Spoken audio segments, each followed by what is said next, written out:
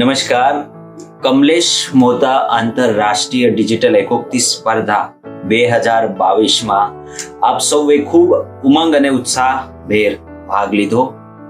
અમને પણ બહુ જ મજા પડી અને અમે તો ઓળઘોળ થઈ ગયા. આપમાંથી ઘણા મિત્રોએ એવી રિક્વેસ્ટ કરેલી કે ભાઈ અમારે બધાએ એક સાથે જે વિનર સ્પર્ધક જે છે આપણા એમનો વિડીયો જોવો છે. આપ સૌની રિક્વેસ્ટને માન આપીને અમે બધા જ વિનરના વિડીયો એક સાથે એનો એક અલગથી વિડીયો બનાવ્યો છે જે અમે આપની સાથે શેર કરવાના છીએ, જેમાં ગ્રુપ 1, 2, 3 અને ચારેય ગ્રુપના પ્રથમ, દ્વિતીય અને તૃતીય સ્પર્ધકોના વિડીયો હશે. વિનર્સ સાથે સૌથી વધુ વ્યૂ મેળવનાર એકોક્તિ પણ અમે આપની સાથે શેર કરીશું એ વિડીયોમાં. તો માણો બધા વિનરોના વિડીયોઝને. આભાર, ધન્યવાદ.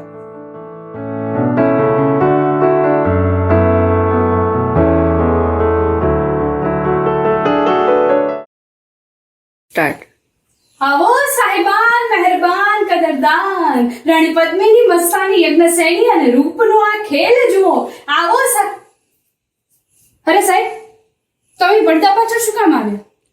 ખરેખર તો પડદાની આગળનો છે.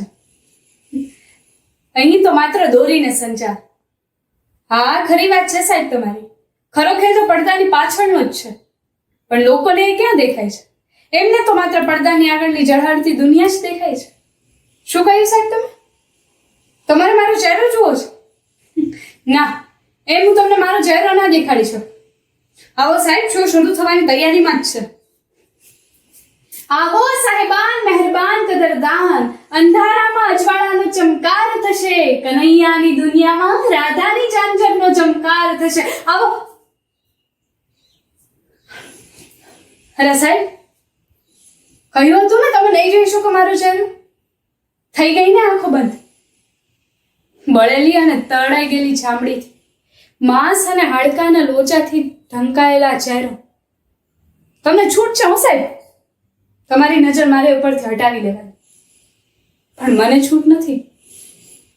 હું તો રોજ મારો ચહેરો અરીસામાં જોઉં છું ને આંખો બંધ કરી લઉં છું. ત્યારે દેખાય છે મને 18 વર્ષની રૂપ ગર્વિતા પ્રિયાનો સૌંદર્ય મળ્યો છે. Hello, thanks. Thank you Rahul. I know મને ખબર છે આજે હું બહુ સુંદર લાગી રહી છું. હા, હેપી રોસ્ટ. હા, શટ અપ, હવે સાંજે મળીએ છીએ. બાય. અરે, આટલા બધા ગુલાબ! 100 ગુલાબ લઈ આવ્યા. પણ આઈ એમ સોરી, હું આ નહીં લઈ શકું. શું કહ્યું તમે? આઈ લવ યુ? હજી ઓળખાણ તો થઈ નથી અને તમે સીધું જ આઈ લવ યુ કહી દીધું. આમ જુઓ, હું આ ગુલાબ નહીં લઈ શકું, મારા એંગેજમેન્ટ થઈ ગયા છે. ને આમ પણ હું તમારી જેવા મજનૂના ફાલતુ ચહેરા સામે જોતી પણ નથી. આ શું કર્યું? છોડ મારો હાથ, છોડ. હાશ, ગયો. હવે પાછું નહીં આવે. તમાચો ખાધો છે એટલે ભૂલી જશે પ્રેમ. અરે, એ તો પાછો આવે છે. એ તું પાછો શું કામ આવ્યો? આ છોડ મારો હાથ. હા, શું છે તારા હાથમાં?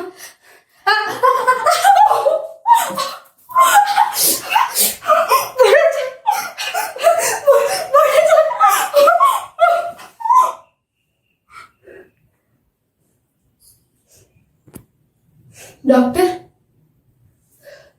મમ્મી, હું અહીંયા કેટલા દિવસથી અને પેલ આટલા કદરૂપ હાથ મારા શરીર ઉપર મારા હાથ ના હોઈ શકે. ડોક્ટર, મારો ચહેરો. ડોક્ટર, પ્લીઝ મને અરીસો આપો.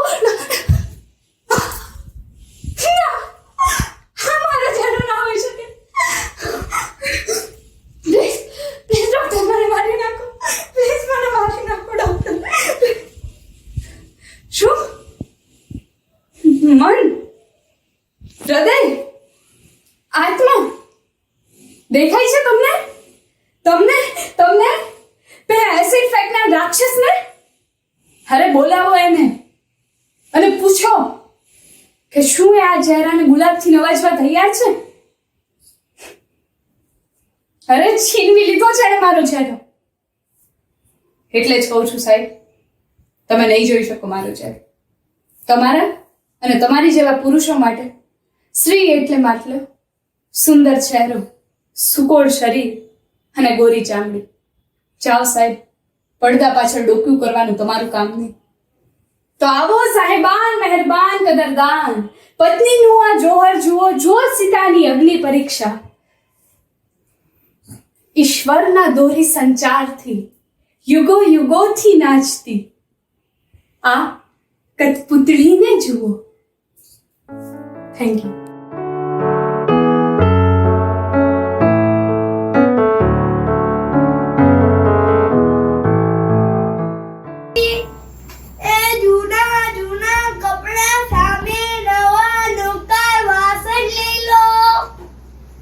जय श्री कृष्ण भाई. लीला बुन है. अब जरा बोलाओ ने, હું આ બેઠી. ચેટલું કરવું પડે.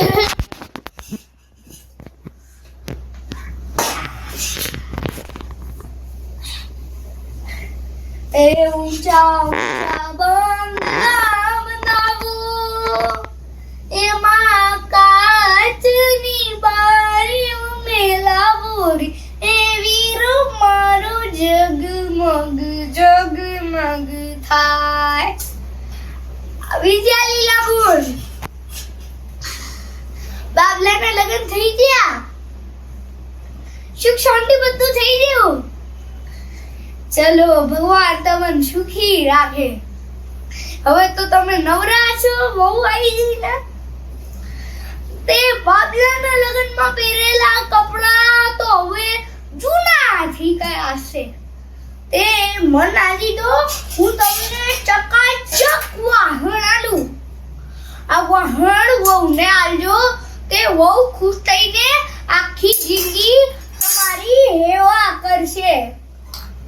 ના ના ના, મને 1 રૂપિયો નહીં જોતો.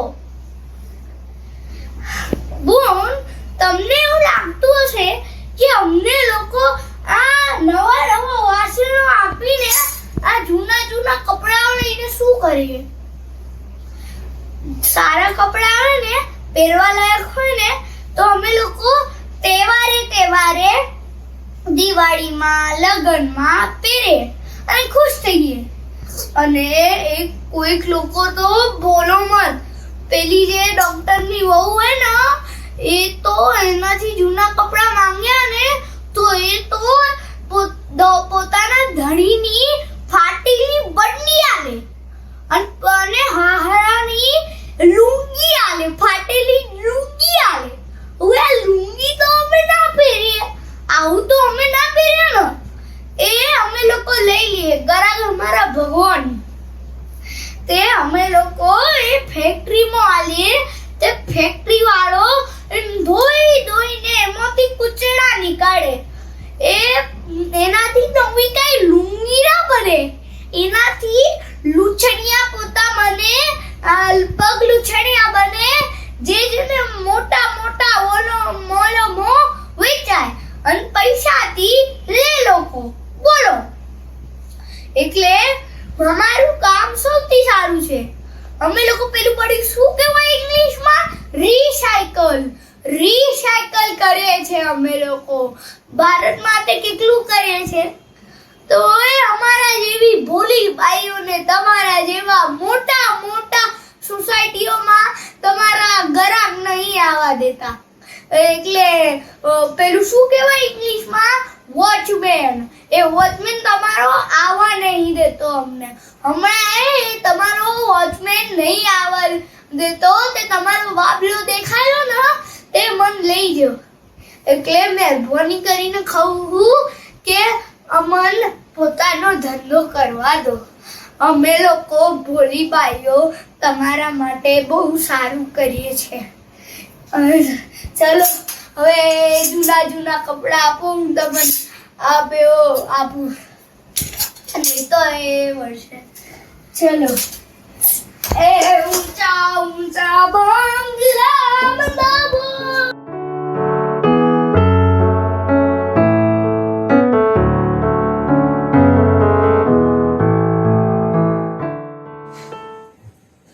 તને થતું હશે આજે કોઈ શો નથી, રિહર્સલ નથી, નહીં છતાંય હું આવી.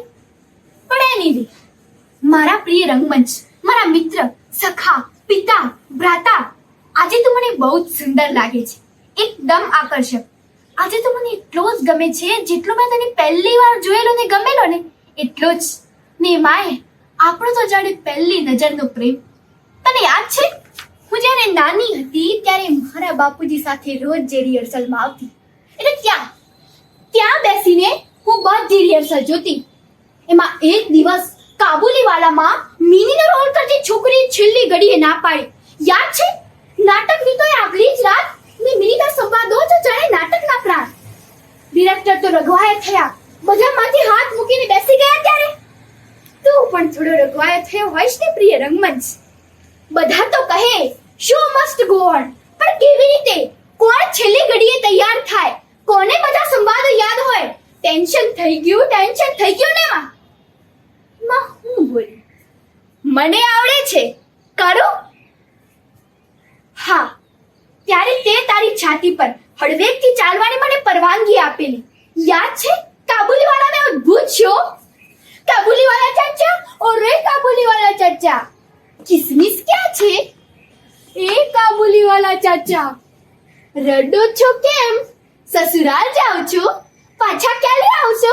કિસમિસ લાવશે ને કાબુલીવાલા ચાચા.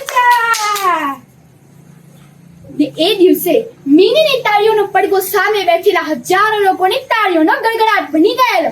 ને ઘડીક વાર તો બાપુએ લાઈટ બંધ કરવાનું ભૂલી ગયેલા. The show must go on. નાટક તો થવું જ જોઈએ.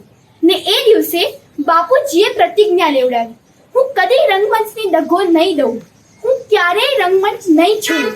ને પછી તો શરૂ થઈ એક મજાની સફર. હું અહીં જ તારા જ ખોળો મોટી થઈ છું. તને યાદ છે મેં નંદિની બનીની ઓડિયન્સની અશ્રુધારાઓ વહાવી. નંદિનીનું કેન્સર ધીમે ધીમે આંખ, વાળ, શરીર બધું જ પડખી રહ્યું હતું, પણ એના સ્પિરિટને નહીં. મમ્મી જો ઊભી રહે, તું ક્યાં સુધી મને આમ છેતરા કરવાની? હા જો સાંભળ, હું મોતથી જરાય ગભરાતી નથી. હા એમાં શું, રમતા રમતા આઉટ ના થઈ જવાય. પણ મમ્મી તારે મને એક પ્રોમિસ આપવાની, તારે તારી આંખ ભીની નહીં થવા દેવાની. પ્રોમિસ? કબૂલ?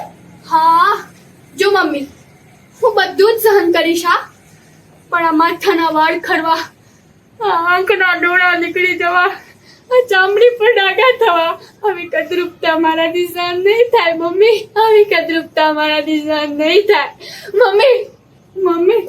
મમ્મી ત્યારે મારા સહકલાકારો કરતા તો ઓડિયન્સે વધારે ડુસકા લીધેલા. ને સંતુ રંગીલીમાં તો મારી તળપદી ભાષાના શબ્દો સાંભળીને તાળીઓનો ગડગડાટ થયેલો. એ વાદરીદા લેવું હોય તો લે, ના કરે હાલતી ન થા. દી બગાડ્યા રોયા ખવાર. તારું એવા રોય હી માજી, તારું એવા રોય.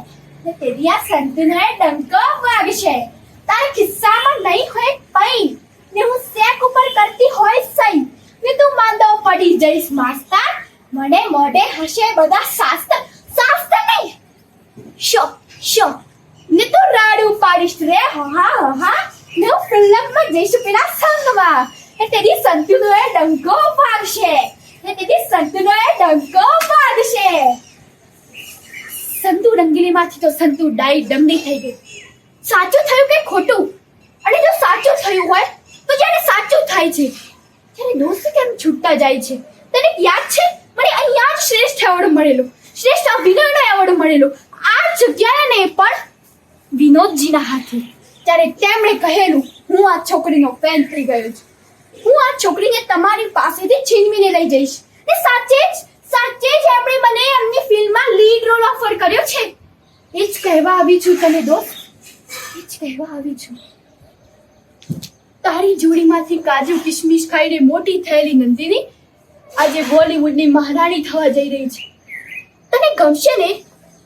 એ તારી એક નવી મિની આવશે પછી તને આમ જ ધબકતો રાખશે.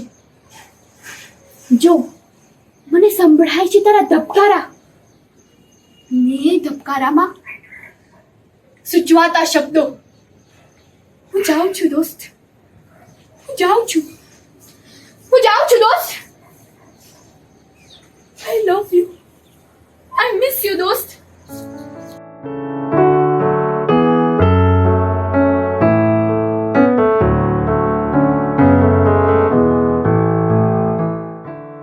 જો તમારા ઘરમાં વધેલી દવા હોય જે કામ ના આવતી હોય તો મને આપો.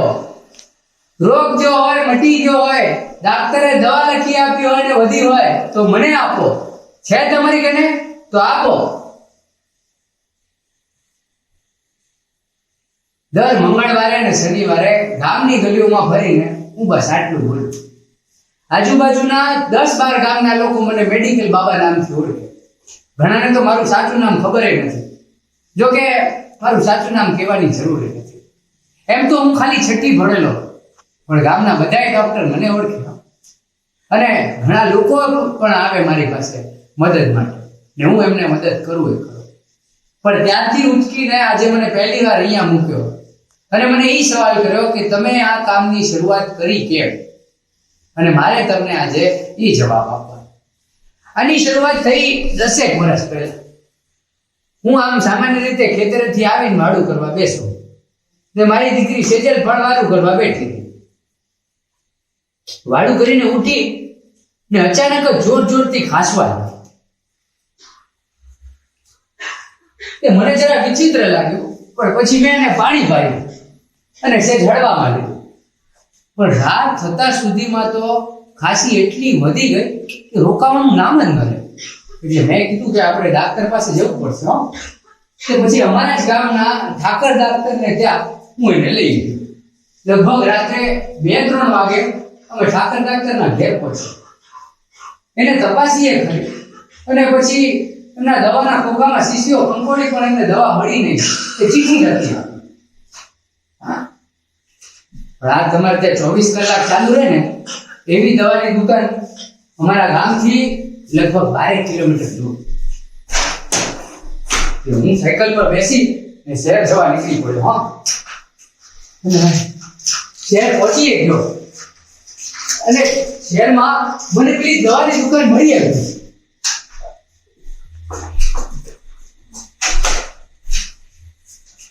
અને મેં પેલી ચિઠ્ઠી એ દવાની દુકાનવાળાને આપી એ ખરીને એની પાસે દવા નીકળી હતી. પણ જે બી હું દવા લેવા ગયો ને એને કીધું કે 300 રૂપિયા. મેં મારા બગલ થેલામાં જોયું તો મારી નોટ, પેન અને 30 રૂપિયા નીકળ્યા. મેં એને કહ્યું કે મને આ દવા આપી દો, કાલે હું તમારા પૈસા ચૂકતે કરી દઈશ. પણ એમણે ઘસીને ના પાડી. અને ત્યાં મારા ભાઈના ભાભી સેજલની માને સમજાવીને એને ભુવા પાસે લઈ ગયા. અને રાત્રે ભુવાને ત્યાં એ ખાસી ત્યાં જ મરી ગઈ. ભુવાએ તો હાથ ઊંચા કરી દીધા. પણ ત્યારથી મારી આ સેવા યાત્રાની શરૂઆત. મને સવાલો થયા કે આમ કોઈ કઈ રીતે આપણને આમ જ છોડીને ચાલ્યું જાય. મારે એનો જવાબ શોધવો રહ્યો અને મેં એને શોધ્યું ચોપડાઓના થોથામાં.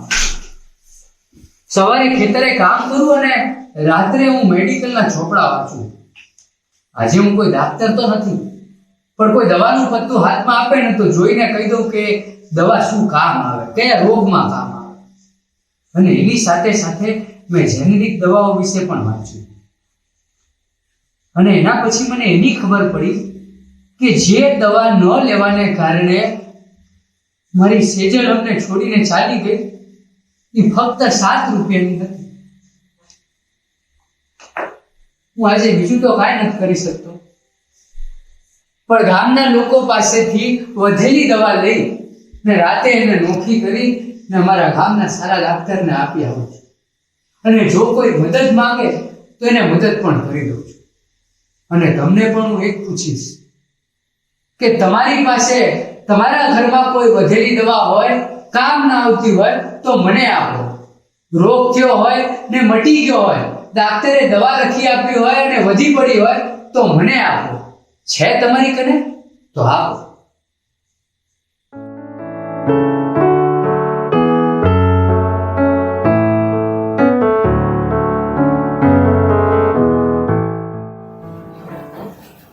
શું? હું કોણ છું? મારું નામ શું છે? મારા પિતા કોણ? મારો પતિ કોણ? મારું સરનામું શું છે? કઈ સાલમાં કઈ તારીખે કયા દિવસે જન્મ થયો છે મારો? કયા યુગમાં અવતાર લીધો છે મેં? કેટલા પ્રેમી હતા અને એની સાથે કેવા પ્રકારના સંબંધો હતા મારા? મને ખબર છે તમને આ બધું જ જાણવું છે. કાન સરવા કરીને બેઠા છે સૌ. સ્ત્રી વિશેની આટલી અમથી પણ વાત થાય તો સૌને કેવો રસ પડી જાય નહીં? કોઈ પણ સ્ત્રી પોતાના વિશેની પૂરેપૂરી વિગત વિના કોઈને ક્યારેય સ્વીકાર્ય નથી. તો તમારે જુદા શું કામે હોવું જોઈએ?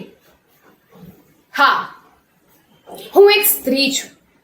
2 હાથ 2 પગ, લાંબા વાળ, હરણ જેવી આંખો અને ચિત્તા જેવી કમર ધરાવતી, શરીરના અદ્ભુત વણાંકો ધરાવતી, લીસી અને તકતકતી ત્વચા ધરાવતી, સદીઓથી પુરુષો માટે ચંખના અને પ્રેમનું પાત્ર બનતી એક વસ્તુ.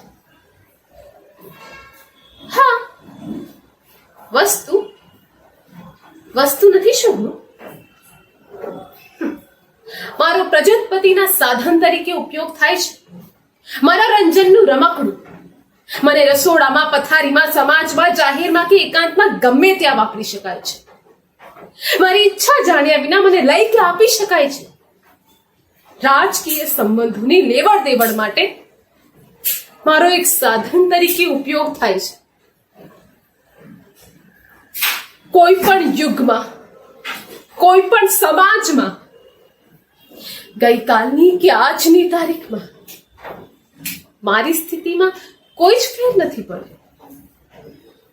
મનોરંજનનું રમકડું, પ્રજોત્પતિનું મશીન, જે રસોડું સંભાળે, મા બાપની સેવા કરે, બાળકો ઉછેરે અને સામાજિક વ્યવહારો પણ સંભાળે, જેને વાલ કરી શકાય, મારી શકાય, ચૂથી શકાય અને જુગારમાં હારી પણ શકાય.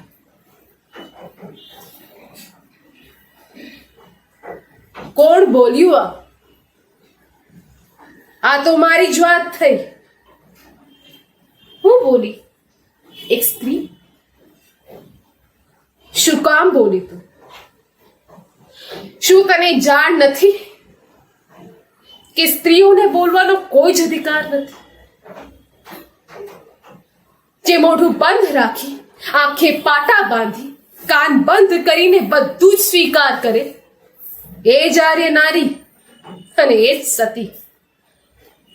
તમે છો કોણ? હું કોણ છું?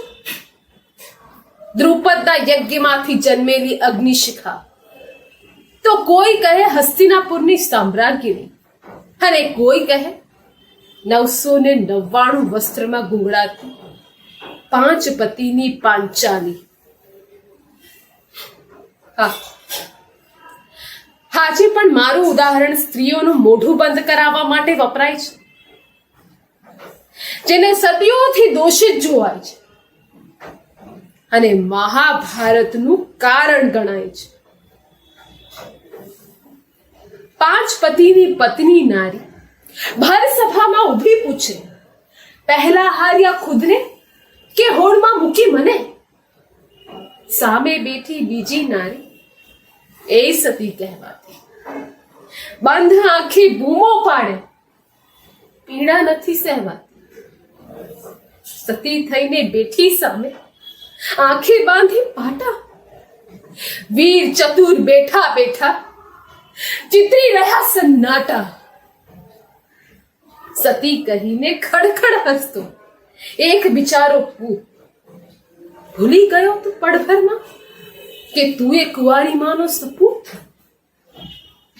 સતીપણામાં ચીર પુરાતા શરીર ઉપર વિટળાય, રોમ રોમમાં ત્રાડ પાડતું સતી પડું ગુંગળાય, સતી પડું ગુંગળાય. એ મોટું બંધ રાખજે, નહીં તો તું પણ મહાભારત રચીશ.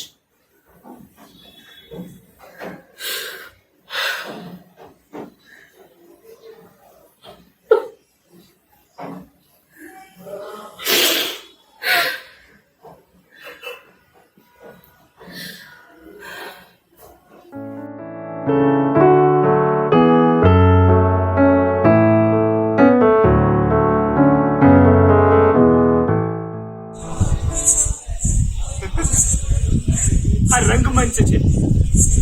કેટલો સુંદર શબ્દ છે ને, રંગમંચ. અહીંયા ઘણા બધા કલાકારો એના મનગમતા પાત્રો ભજવે. કેટલા બધા પાત્રો ભજવે ખબર છે કેવા? સીતે સીતે સીતાની ખોજમાં વન વન ભટકતા રામપણા રંગમંચ પર છે. અને દેવકીના સાત પુત્રોનું વધ કરવા વાળા કંસ મામા પણ અહીંયા જીવે છે. ભાંજે, हस्तिनापुर को तो तुम हार गए भांजे, पर हाँ एक और चीज है जो तुम पांचों की है और तुम उसके बलबूते पर शायद जीत भी सको भांजे. बोलो, द्रौपदी को लाते हो कौड़ियों पे? हार गए भांजे, द्रौपदी को भी हार गए. कौड़ियों का खेल खेलने वाले कंस मामा भी इस रंगमंच पर है. भांजे तो कभी my brother has his sword and I have my mind. Mind needs books like a sword needs a whetstone. जिस तरह से एक तलवार को तेज करने के लिए पत्थर की जरूरत है, उसी तरह इस दिमाग को तेज करने के लिए किताबों की जरूरत है. કિતાબોનું જ્ઞાન સાચવતા લોર્ડ ટિરિયન પણ આ રંગમંચ પર જીવે છે. અને લેખક મંટો જે કિતાબો ઉપરથી સંદેશા આપતા રહ્યા છે ઘણા બધા कि हिंदुस्तान जिंदाबाद, पाकिस्तान जिंदाबाद. इन चीखते चिल्लाते नारों के बीच कई सवाल थे. लोग धड़ाधड़ क्यों मर रहे थे, मैं अपना मुल्क किसे कहूं, इन सब सवालों के कई मुख्तलिफ जवाब थे. एक हिंदुस्तानी जवाब, एक पाकिस्तानी जवाब, एक हिंदू जवाब, एक मुस्लिम जवाब. कुछ लोग इसे 1857 के खंडों में ढूंढने की कोशिश कर रहे थे, तो कोई मुगलिया हुकूमत के मलबे में टटोलने की कोशिश कर रहा था. सब पीछे देखने के लिए. लेकिन असलियत में आज के कातिल लहू और लोहे से तारीखें लिखते जा रहे थे. ये मसलूम सुनाते सुनाते मैं आप सबसे मार खा लूंगा और उफ तक नहीं करूंगा. लेकिन अगर कोई हिंदू मुस्लिम एकता के नाम पर मेरा सर फोड़ दे, मेरे खून की एक एक बूंद रोती रहेगी, क्योंकि मैं एक आर्टिस्ट हूं. एक आर्टिस्ट को ऐसे ओछे और भद्दे किस्म के घाव बिल्कुल पसंद नहीं, बिल्कुल पसंद नहीं. અરે આવા ઘણા બધા પાત્રો અહીંયા ઘણા બધા કલાકારો ભજવે છે. અને મારો ભાઈ પણ કલાકાર છે, નાનો છે હજી. આ બધા પાત્રો બહુ જ સારા ભજવતો. એક દિવસ એક એક્સિડન્ટમાં એના પગ વયા ગયા. પણ એ કલાકાર તો સારો છે ને. હું એને બહુ સમજાવતો કે કાંઈ વાંધો નહીં, પગ વયા ગયા તો શું થઈ ગયું, તારા પગ નથી પણ તારો અવાજ, તારા એક્સપ્રેશન એ તો છે જ ને. પણ એક દિવસ એનો જીવ આપી દીધો. એનો જીવ આપી દીધો. આ કલાના ઠેકેદારોએ એને આગળ ન આવવા દીધો, એને જીવવા ન દીધો. મારો ભાઈ હતો, એ મારો મારો ભાઈ હતો એ. રંગમંચ કેટલો સરસ શબ્દ છે ને. અહીંયા ઘણા બધા લોકો કેટલા બધા પાત્રો ભજવે. સ્ટોપ.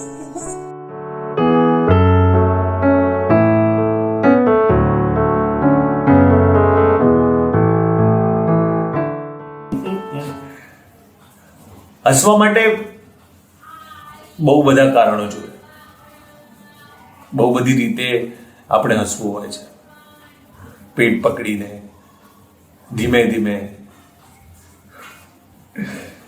ખાલી આમ નાની સ્માઇલ સાથે પણ આપણે હસવું હોય છે. અને રોવા માટે માત્ર એક કારણ કાફી હોય છે. માણસ એક કારણ પકડીને ગમે ત્યારે રોઈ શકે છે, બસ ખાલી એને યાદ કરવું પડે. ઓકે, આપણને સાવે છે નહીં કઈ વાર.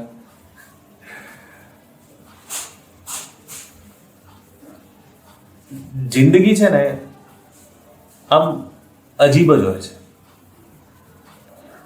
એક ક્ષણમાં ખુશી આપી દે છે અને બીજી ક્ષણે દુઃખ.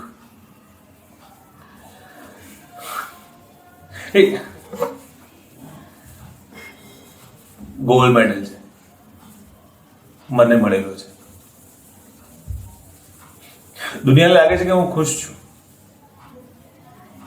મારી જિંદગીમાં મેં ઘણું બધું પ્રાપ્ત કર્યું છે એવું જે લોકો મને ઓળખે છે એમને એવું લાગે છે. પણ ના, એવું નથી. પણ ઠીક છે, મને એવું લાગ્યું કે મારે બહુ બધા પ્રોબ્લેમ છે તો હું જઈને કોઈ મનોચિકિત્સકને મળું.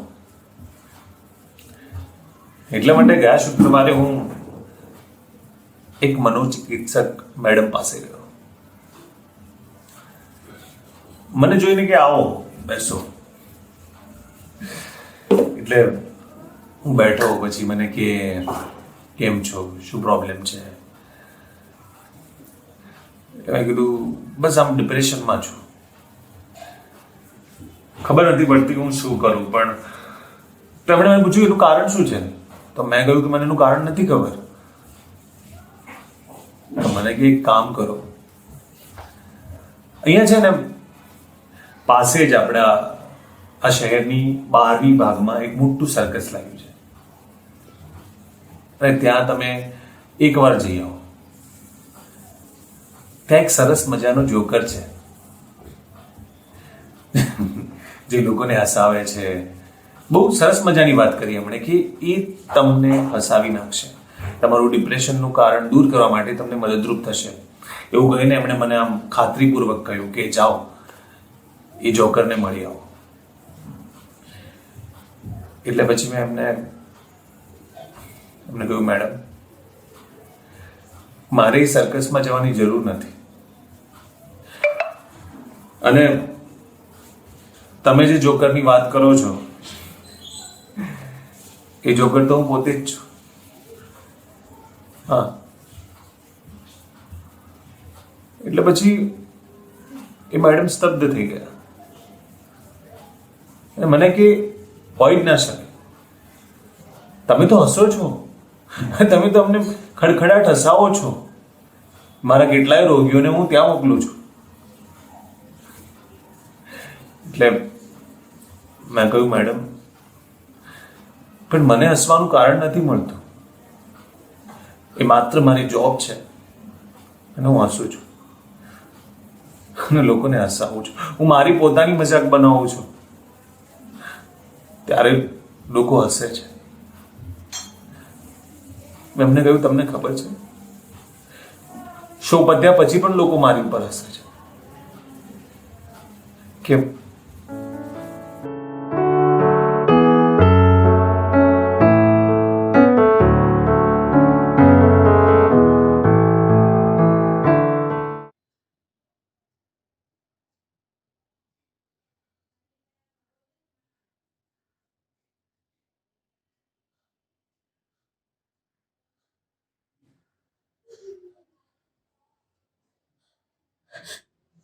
ફરીને આ ઠમ ઠમ કરતો મારો વેરી વરસાદ વરસવા લાગ્યો. આ સારિકા ખોવાઈ ગઈ ના ભૂતકાળમાં. નાની ડીંગલી હું, પાડોશીની હું ચક્કી, મમ્મીના બેબી બેન અને માસ્ટરજી તો મને મોટી બાબીને બોલાવે. મને છે ને મને વરસાદમાં ભૂસકા મારીને ચકલીઓની સાથે રમવું બહુ જ ગમે. એ ચક્કી બેન મારી સાથે રમવા આવશો કે નહીં? ને ત્યાં જ મમ્મીની બૂમ પડ, બેબી બેન મહેમાન આવ્યા છે, ડાન્સ કરો જોઈએ. પણ મમ્મી મારી ચક્કી, મમ્મી મારી ચકલી ઉડી જતી દૂર દૂર. ખેર, મારું નામ છે સારિકા. સારિકા એટલે ગગનમાં મુક્ત ફફડાટ કરીને ઉડતું પાંખું. પાંખું મારી પાસે પણ હતી, આકાશ નહોતું. 10મા ધોરણમાં મને 80% આવ્યા. મેં મમ્મી પાસે જઈને કીધું, મમ્મી મને છે ને સાહિત્યમાં, કલામાં, કવિતામાં બહુ રસ છે, મારે આર્ટ્સ લેવું છે. આર્ટ્સમાં અમારી આબરૂનું શું, સાયન્સ જ લેવું પડે. લીધું મેં સાયન્સ. BSc ના ફાઇનલ યરમાં પહોંચીને નક્કી કર્યું કે પ્રોફેસર બનીશ. પણ ત્યાં જ એક મુહૂર્ત મારા ઘર આંગણે આવીને ઊભો. એક જીવન સંગીની એક કઠપૂતળીની શોધ. પછી આ સારિકા પ્રોફેસર ના બની તો એક મોટા ઘરની વહુ. ના કોઈ સાથે બહુ હસાય કે ન બોલાય. શાસ્ત્રીય સંગીત કે નૃત્યો તો છી આવા વેદ્યા વેડા. પર પુરુષની બાહોમાં બાહો નાખી, હાથમાં હાથ નાખીને બોલ ડાન્સ જરૂર કરી શકાય. એક દિવસ મેં સ્પર્શને કહ્યું, સ્પર્શ મારો પતિ, અને સ્પર્શ બહુ ગમે. મેં સ્પર્શને કહ્યું કે સ્પર્શ, લગ્નને 3 વર્ષ થઈ ગયા, મને બહુ એકલું લાગે છે. આપણે હવે એક બાળક માટે હજી મારી તૈયારી નથી. ઘરમાં પોમેરિયન છે ને, રમો એની સાથે. રમતી હું પોમેરિયન સાથે, એની સાથે હસવું, રમવું, વાતો કરું ને વાલ કરું. સાંજ પડે ને સ્પર્શની બૂમ પડે, સારિકા મારું પેલું પોમેરિયન ક્યાં દૂર દૂર ચાલ્યું જાય. ચકલીઓ ગઈ હતી ને. એક દિવસ ખબર પડી કે સ્પર્શનો અકસ્માત થયો અને સ્પર્શ આ દુનિયામાંથી ચાલ્યો ગયો. સફેદ વસ્ત્રોમાં સજ સૌ બેઠા, હું પણ બેઠી. સ્તબ્ધ, બધિર, કોરી ધાગો નાખો. ત્યાં જ કોઈકે કહ્યું કે જુવાન જોધપતિ મરી ગયો છે તો એ છે બાઈની આંખમાં આંસુ. ન રડી શકે સારિકા, ના રડી શકે. સારિકાને દુઃખ થાય તો સારિકા રડી ના શકે. આનંદની વાતમાં સારિકા હસી ના શકે. સારિકા પાગલ થઈ. સારિકા પાગલ નથી. સારિકાના આંસુ સુકાઈ ગયા છે. એ ત્યારે નહોતી રડી જ્યારે એની ચકલીઓ ઉડી ગઈ હતી. પ્રોફેસરની બદલે જ્યારે પત્ની બની જવું પડ્યું ને ત્યારે પણ નહોતી રડી. જ્યારે એના હાથમાં એના બાળકના બદલે પોમેરિયન આપવામાં આવેલું ને ત્યારે નહોતી રડી. પછી એનો સ્પર્શ, મારો સ્પર્શ. હું નથી રડી શકતી. હું પાગલ નથી. એ લાગણીઓને કાટ લાગી ગયો છે ને મારા આંસુ સુકાઈ ગયા છે. મને પણ રડવું છે ધોધમાર આ વરસાદની જેમ. હું નથી રડી શકતી. સ્પર્શ, તું આવીને કહી દે બધાને કે સારિકા રડી નથી શકતી પણ સારિકા પાગલ નથી. આવો ને સ્પર્શ, તું લઈ જા તારી સાથે. હું પાગલ નથી સ્પર્શ. જન્મમાં એકલું લાગે છે સ્પર્શ. હજે નથી ગમતી સ્પર્શ. હું પાગલ નથી. સારિકા પાગલ નથી. સારિકા પાગલ નથી. સારિકા રડી શકે છે. હા, સારિકા રડી શકે છે. Doctor, I can cry, doctor. See, doctor,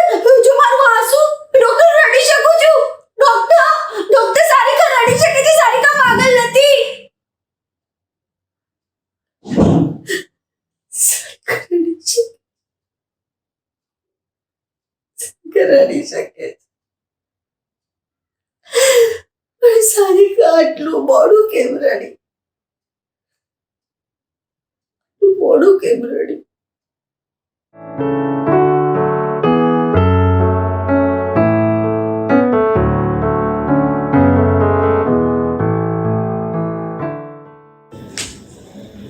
મને પ્રીત કરવાનો મોકો મળ્યો તો ને તારાઓ ગણવાની આદત પડી હતી ધન્ય થોડી પળો જિંદગીમાં મને ગીત ગાવાની ફુરસદ મળી હતી.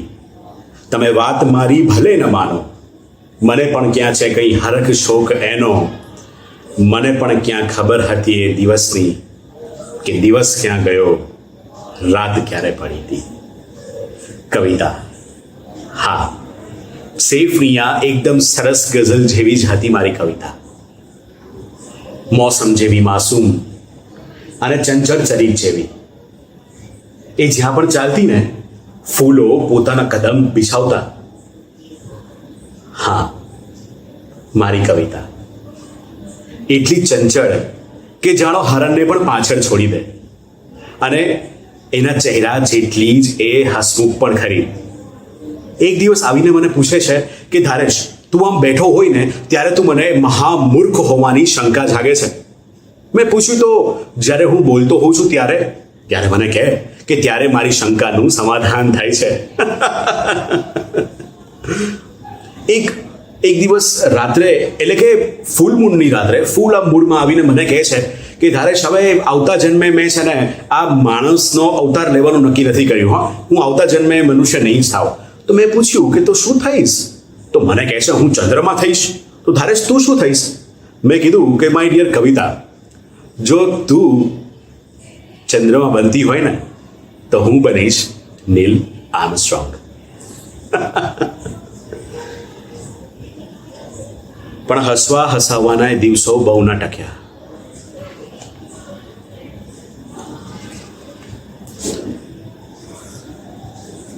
મારા શોખે જ મારા સપનાઓનો ભોગ લીધો. એક દિવસ કવિતા આવી હતી મારું નાટક જોવા. પ્રેક્ષાગારમાં બેઠી હતી. મારી એન્ટ્રીની હજી રાહ હતી. મારે કોઈ પક્ષઘાતથી પીડિત અપાહિજ દર્દીનો રોલ કરવાનો હતો. હું હજી એન્ટ્રી લઉં કે તરત જ સેકન્ડ બેટર પર બનેલી એ વીજળીનો તાર મારા પર તૂટી પડ્યો અને હું સાચે જ પક્ષાઘાત.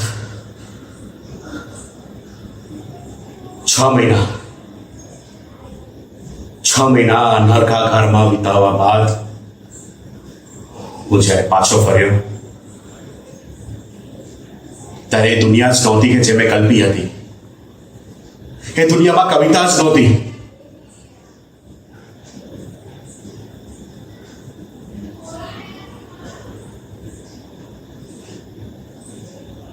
હું થોડો સ્વસ્થ થયો. મેં કવિતાને ગોતી, ક્યાંય કવિતા ના મળી. મને સદભાગ્ય મળ્યા કે શબ્દો મળ્યા છે મને. ચરણ લઈ દોડવા બેસું તો વર્ષોના વરસ લાગે. મેં તો શબ્દોને મૂક્યા અને ચરણને લઈને દોડી પડ્યો કવિતાને ગામ.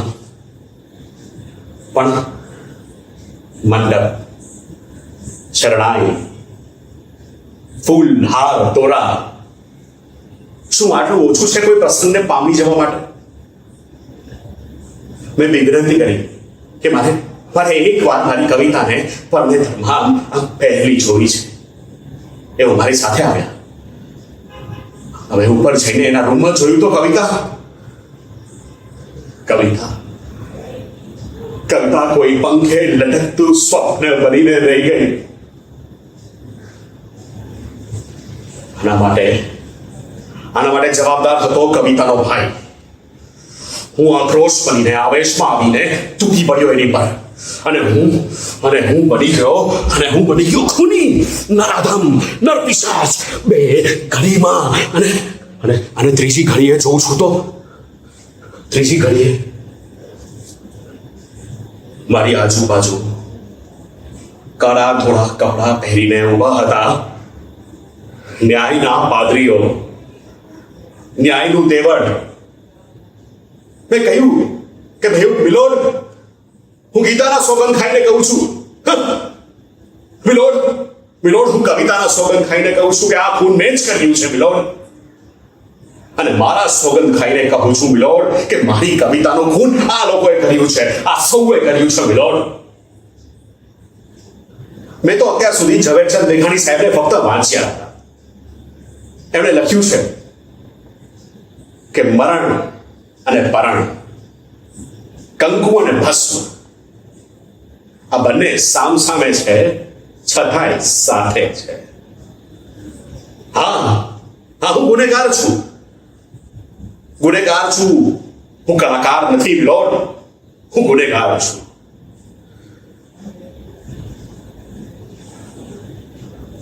વિતાવી રહ્યો છું આ કેદમાં.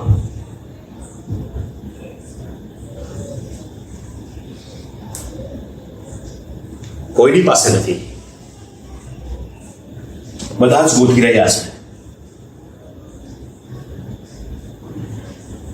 દરેક પાસે દુઃખ છે, દર્દ છે, પણ નથી તો એક જ વસ્તુ,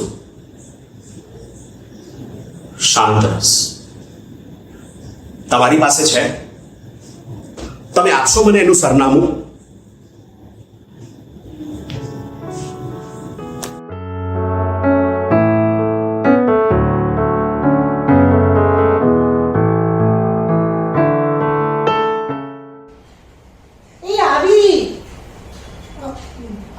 નીકળો છો? હા,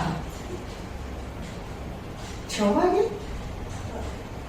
હા હા, રહીશ ને તૈયાર. ક્યાં જવાનું છે? ક્યાંય નહીં. આસમાની સાડી? અરે પણ હજુ 2 દિવસ પહેલા. હા હા, રહીશું તૈયાર. લેપટોપ પણ ચાર્જ કરી રાખીશ. નહીં ભૂલું.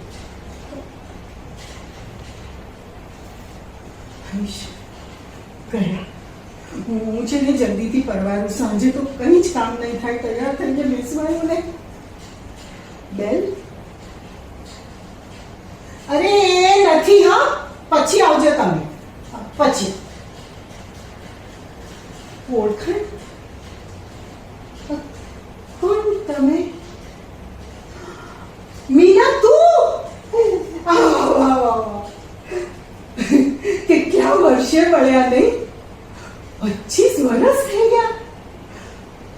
પટ્યા ઉપર તું હજુ એવી ને એવી જ. ઓળખી નહીં એટલે શું વળી? ઓળખી તો ગઈ હતી. આ તો મને મળવા કોઈ દિવસ કોઈ આવે નહીં ને એટલે. અરે છોડ ને આ બધું. ઊભી છે કેમ? બેસ બેસ બેસ. શું છે આ? ગિફ્ટ? Photo frame? અરે પણ ક્યાં લઈને જાય છે? અરે ત્યાં નહીં બળ. અરે ગોખલો છે. પથ્થર? શેનો પથ્થર? એ તો એમણે. અરે અરે શું છે? પણ કંઈ નથી. શેનો ઘા? કઈ નથી. એ તો તને મોડું નથી થતું? મારે પણ છે ને બહુ કામ. હા હા, અમારા બંનેનો ફોટો. હા હા, આવજે. આવતી રહેજે. અમારા બંનેનો ફોટો. એ તો છેક લગ્ન વખતે લીધેલો. પછી તો ક્યાં કોઈ દિવસ સાથે ફોટો પણ. એમાં હું મારી એકલીનો ફોટો લગાડું? જોયું તમે કેવો લાગે છે? અરે પણ એ કેમ આમ ખસીને ધરી પર? કઈ દિવસે હું મધ્યમાં રહી છું.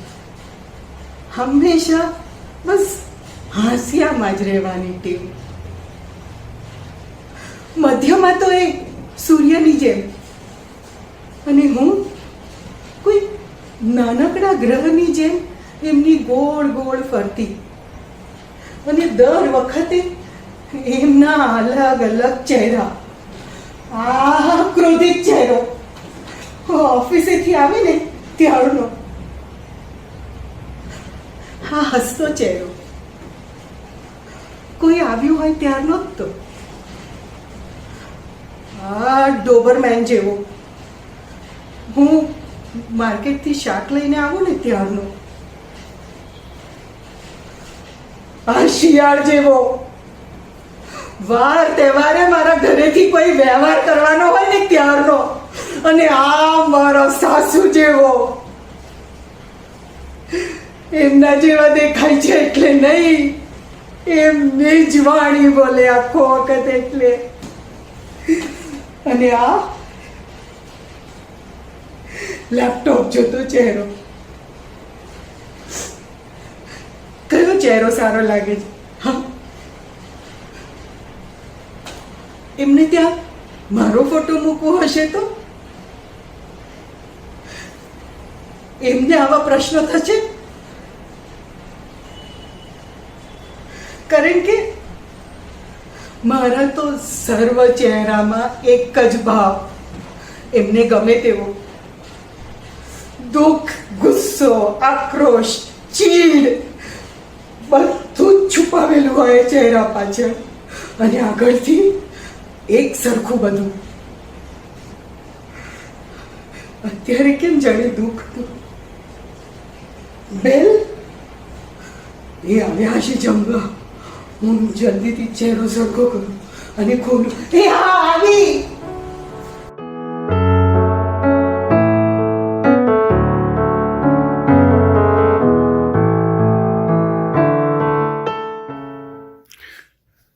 इंदिरा हटाओ देश बचाओ, इंदिरा हटाओ देश बचाओ. मेरे प्यारे देशवासियों, આપણે ગરીબી હટાવવાની છે ને દેશ બચાવવાનો છે. આ ચૂંટણીમાં તમે અમારી પાર્ટીને મત આપો. આપણે હાથોમાં હાથ રાખીને વિકાસ તરફ જશું અને ગરીબી હટાવશું, દેશ બચાવશું. હા, ચલો ચલો બીજી સભામાં જવાનું છે.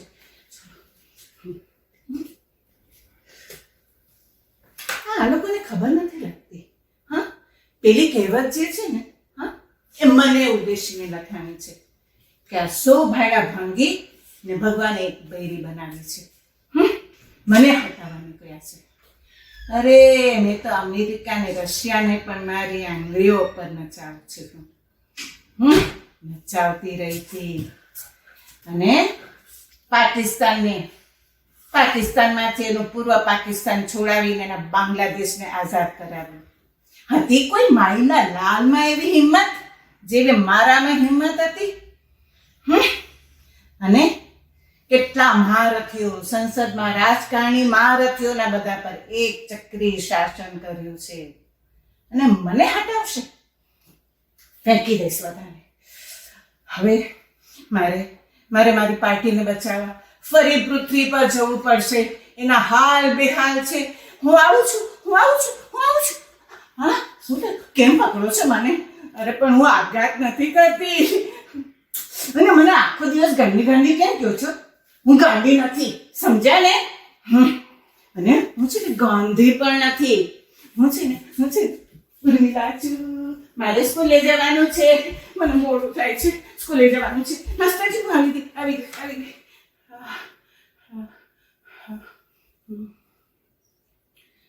હા, મને આવડે છે.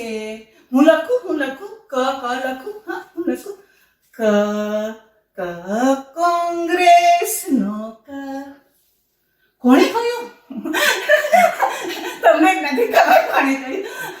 બાપુએ કહ્યું. કોંગ્રેસ નું નહીં લખવાનું તો શું લખવાનું? પાઠ્યપુસ્તકમાં આવે એ. ઓ, તો એમાં શું આવે છે? એમાં તો આવે છે ક કમળનો ક. હા, સાચું થઈ ગયું. જો આ લોકો આવ્યા મને પાછા પકડ. જો તને ખબર છે? હા, હું તો છે ને એક્ટિંગ રમું. નાની ઇન્દુ, મોટી ઇન્દિરા. નાની ઇન્દુ, મોટી ઇન્દિરા. કેમ પકડો છો મને? પકડી લીધી. લા તારો ફોન આ. હલો મોદીજી, આ લોકો બધા મને હેરાન કરે છે. લે તારો ફોન. જો મોદીને ફોન કરી દીધો. હમણાં છે ને તમારા બધાના ચક્કા છૂટી જશે. હા, ચક્કા. ઓહ ઓહ, ખેંચીને નહીં લઈ જાઓ, હું પડી જઈશ. ઓ ભગવાન, ઓ માં, ઇન્જેક્શન નહીં મારો, બહુ વાગે છે મને, બહુ વાગે છે, પ્લીઝ. ઓહ ઓહ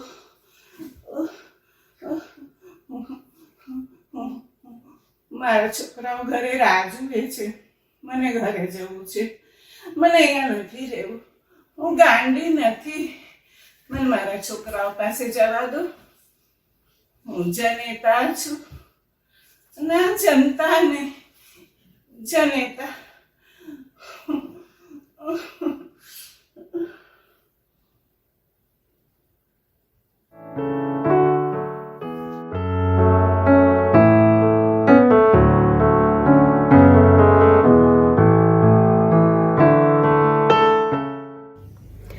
આ મારી માને શું કહેવાનું? જ્યારે જુઓ ત્યારે એની જૂની પુરાણી ફાટેલી ગોદડીમાં ટાંકા દેતી હોય. એની પાતળી ફિક્કી આંગળી હવે જાડી સોયનો ભાર પણ માંડ ઉંચકી શકે છે. એની આવી હાલત જોઈને મારો ગુસ્સો કેમે કરીને કાબૂમાં રહેતો જ નથી. તું દવા બરાબર લે છે કે નહીં? હા, જો હવે અહીં કોઈ તને યાદ કરીને દવા આપવાવાળું નથી રહ્યું, જાણે છે ને? તો પછી તારી જ તારી તબિયતની દરકાર ન કરવી જોઈએ. અને જો તને ચોખ્ખે ચોખ્ખું કહી દઉં છું કે આખો દાડો તારી પાછળ દોડાદોડ કરવાની ફુરસદ નથી મને. આ તારી હાલત જો, હાડકા દેખાય છે બધા તારા.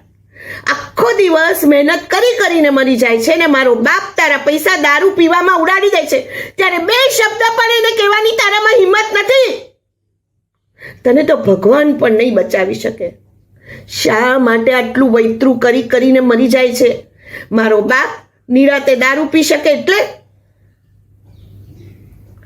મને હંમેશ વિચાર આવતો કે શા માટે દર વખતે આવું જ થતું હતું. વિનયને માંડ સમજાવી ફોસલાવીને હું માને પિયર મળવા જવાની રજા લેતી. એ કેટલું વિચારતી ત્યારે મારા મનમાં કે સૌથી પહેલાં તો ઝપાટા બંધ માનું ઘર ચોખ્ખું ચટ કરી નાખીશ, પછી એને માથામાં તેલ નાખી આપીશ, એના વાળ ઓળી આપીશ, પછી ગરમ શીરો શેકીને એને ખવડાવીશ, મારી માને ખૂબ વાલ કરીશ, પછી અમારા બંને માટે કડક મીઠી ચા મૂકીશ અને બંને આ ચા પીતા કેટલી વાતો કરીશું, મારી, વિનયની, મારી દીકરીની, એની કોલેજની, માની. પણ આમાંનું કશું થતું નહીં. ઘરમાં પેસતા વેત જ એની હાલત જોઈ ને મારું મગજ ખાંડું થઈ જતું. શા માટે મારી માં આટલી નમાઈ હશે? શા માટે આટલો અન્યાય સહન કરતી હશે? અને શા માટે 5 મિનિટ પણ એ પોતાના માટે નહીં જીવતી હોય? હું પણ તો સાવ નકામી જ છું ને. શું કરી શકું છું મારી માં માટે? આ બસ થોડી મીઠાઈ લઈ જાઉં, એકાદું કપડું આપું અને થોડા પૈસા આપી જાઉં કે એને કામ લાગે. બીજું શું કરી શકું છું મારી મા માટે? ચાલ હવે જો ઊંચું જો, હવે રીસાવાનું બંધ કર. જો ઊંચું જો, મારી સામું જો. મારા સિવાય તારી તરફ નજર નાખવા એ કોઈ નવરું છે નહીં ને? તો પછી હું જે કહું છું તારા સારા માટે કહું છું ને. તારે જ તારી તબિયતનું ધ્યાન નહીં રાખવું જોઈએ? તો પછી જે કહું કરવાનું. ચાલ, સોરી, હવે ગુસ્સો નહીં કરું, બસ. ચાલ લે, આ થોડા રૂપિયા રાખ. મેં પરાણે માના હાથમાં રૂપિયા ખોસતા કહ્યું, જો હવે આવતે મહિનેથી હું અહીં નહીં આવું. શું છે કે અહીં આવું છું ને તે વિનયને બહુ ગમતું નથી. મારી મેળે આવી જઈશ પણ મારી રાહ ન જોતી. નહીં જો, મારી માં ધીમા સ્વરે બોલી, પણ કેમે કરીને મારા મોઢેથી હું એમ બોલી નહીં શકી કે માં તું જીવજે. મારા માટે ને તારા માટે પણ મારી માં તું જીવજે. મને ખબર છે જેવી આ ઘરમાંથી બહાર નીકળીશ ને પાછી એની ગોદડીમાં ટાંકા દેવા માંડશે. શું થાય, આ ગોદડી જ તો એનું પરમ સત્ય હતું. આ હતી ધીરુબેન પટેલ લિખિત વાર્તા ગોદડી. અસ્તુ.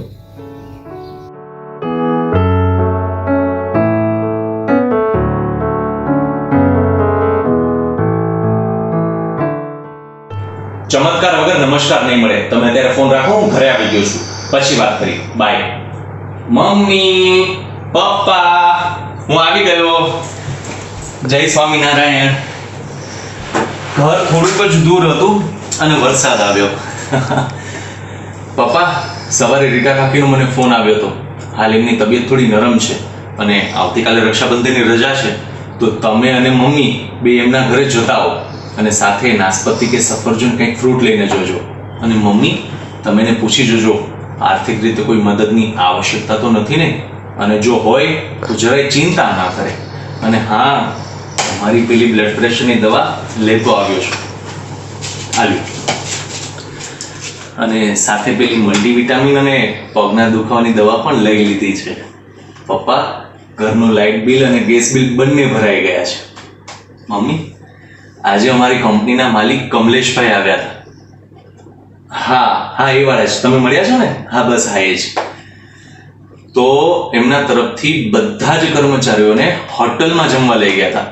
તો મમ્મી, તમે જે સવારે ટિફિન બનાવીને આપ્યું હતું એ મેં જમ્યું નથી હો, સોરી.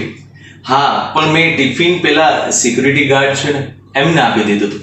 એમને તો મજા પડી ગઈ. એમણે કહ્યું, મારા વતી તમારા મમ્મીને જય શ્રી કૃષ્ણ કહેજો. અરે ભગવાન, આ બધી વાતોમાં તો મહત્વની વાત તો કહેવાની જ ભૂલાઈ ગઈ. પપ્પા, આજે અમારી કંપનીને 58 વર્ષ પૂરા થયા છે. એ બદલ જબરદસ્ત જન્મોત્સવ ઉજવવામાં આવ્યો અને એમાં તમારા દીકરાને એટલે કે મને શ્રેષ્ઠ કામગીરી બદલ પ્રમાણપત્ર આપવામાં આવ્યું. ખમો, હું તમને બતાવું. આ જુઓ.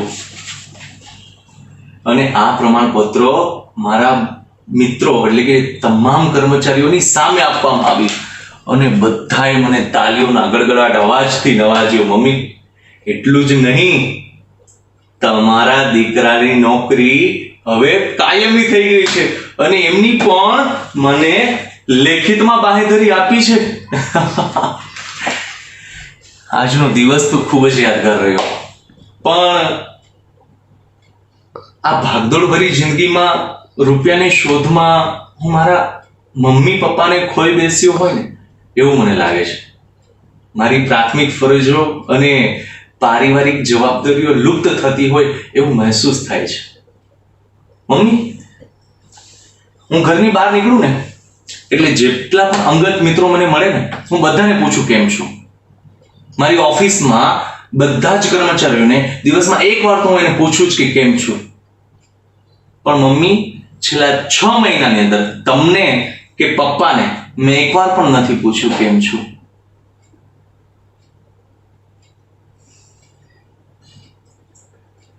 આપણા કરતા પારકા વધારે આપણા લાગે છે. એ જ તો કારણ છે માણસ મુશ્કેલીમાં મુકાય છે. ચિંતા આપણાની નથી આપણા એમની થાય છે. અને સાચું કહું તો ફિલિંગ્સ કરતા ફોર્માલિટીઝ વધી ગઈ છે. તમને એવું લાગતું હશે ને કે સાગરને આજે શું થયું છે, કેમ આવું અજુગતું બધું બોલે છે. પણ જે બોલું છું ને એ અહીંયાથી બોલું છું. હા, કારણ કે મમ્મી, તમે છેલ્લે તમારી પાસે બેસાડીને મને માથામાં તેલ માલિશ કરી દીધું હોય એ દિવસ યાદ છે? પપ્પા, તમે મને ખૂબ જ પ્રેમ કરો છો ને, પણ આજ સુધી તમે ક્યારેય જતાવી શક્યા છો? શા માટે? આજે તો કોઈ પણ પ્રકારની શરમ અને સંકોચ વગર તમને મુક્ત મને બથ ભરીને રડવું છે પપ્પા. મમ્મી, આજે તમારા ખોરામાં સૂઈ જવું છે અને પહેલાની જેમ જ માથે તમે વહાલથી હાથ ફેરવજો હો. અને પપ્પા, હું જ્યારે મમ્મીના ખોરામાં સૂતો હોઉં ને ત્યારે તમે મને પહેલાની જેમ વાર્તા કરજો. જ્યારે હું નાનો હતો ત્યારે તમે કેવી સરસ મજાની બધી વાર્તાઓ કરતા હતા, અને એ બધી વાર્તાઓમાંથી જે બી બોધ મને મળ્યો છે, એમાંથી જે પ્રેરણા મળી છે, એના કારણે જ તો મારી કોઠાસૂઝનો વિકાસ થયો છે. તમે આપેલું જીવન મૂલ્ય શિક્ષણ અને જે કાંઈ પણ સંસ્કારોનું સિંચન કર્યું છે ને, એને લીધે જ તો મારો આ જન્માનો સાર્થક થયો છે. આજે હું જે કંઈ પણ છું ને એ તમારા બેઓને લીધે છું. અને એક વાત હું તમને ખાસ જણાવી દઉં, મેં આવતા મહિનાની રજા લઈ લીધી છે, આખા મહિનાની. અને એ દરમિયાન મારો પગાર પણ નહીં કપાય એવી કંપનીએ મને ખાતરી આપી છે. પૂછો શા માટે? કારણ કે એ મહિનો હું ફક્ત ને ફક્ત તમારા બે સાથે વિતાવીશ, બીજા કોઈ વ્યક્તિઓ મારા જીવનમાં નહીં હોય. અને હું દરરોજ પૂછીશ, મમ્મી કેમ છો, પપ્પા કેમ છો, અને તમે મને દરરોજ કહીશો મજામાં છો. બસ આ સાંભળીને જ હું પણ મજામાં રહીશ. ધન્યવાદ.